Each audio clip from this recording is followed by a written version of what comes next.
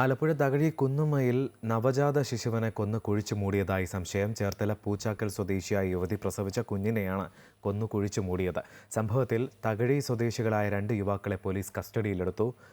Thomas Joseph, Ashok Joseph എന്നിവരെയാണ് കസ്റ്റഡിയിലെടുത്തത്. Thomas ജോസഫിന്റെ പൂച്ചാക്കൽ സ്വദേശിനിയായ പെൺസുഹൃത്ത് കഴിഞ്ഞ 7-ന് പ്രസവിച്ച പെൺകുഞ്ഞിന്റെ മൃതദേഹമാണ് പ്രതികൾ മറവു ചെയ്തത്.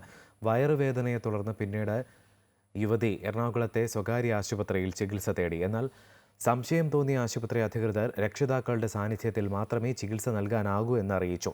തുടർന്ന് രക്ഷിതാക്കൾ ആശുപത്രിയിൽ എത്തിയതോടെ യുവതിയുടെ പ്രസവം നടന്ന വിവരം പുറത്തറിയുന്നു. യുവാവിൻ്റെ കൈവശം അമ്മ തൊട്ടിലിൽ നൽകാനായി ഏൽപ്പിച്ചെന്നാണ് അറിയിച്ചതെങ്കിലും കുഞ്ഞിനെ കണ്ടെത്താനായില്ല. പിന്നീടാണ് കുഞ്ഞിനെ കുഴിച്ചു മൂടിയതാണെന്ന് യുവതി സമ്മതിക്കുന്നത്. ഒരുപാട് ദിവസമായോ എങ്ങനെയായിരുന്നു ഈ സംഭവം കണ്ടെത്തിയത്? അതെ, നമ്മളൊരു അസംഷനിൽ ഒരു മോർ ദാൻ 2 days എന്തായാലും ആയിട്ടുണ്ട്.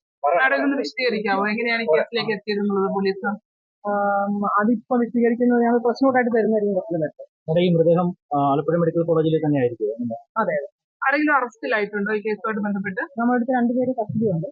കസ്റ്റഡിയാണ്. അതെ, ഇത് കൊലപാതകമാണോ അങ്ങനെ എന്തെങ്കിലും കൊലപാതകമാണോ അല്ലേ എന്നുള്ളത് നമുക്കത് പരിശോധിച്ച് കുറച്ചുകൂടെ കഴിഞ്ഞിട്ട് പറയാം. അങ്ങനെ എന്തെങ്കിലും കുറച്ചുകൂടെ കഴിഞ്ഞിട്ട് പറയാൻ കഴിയും.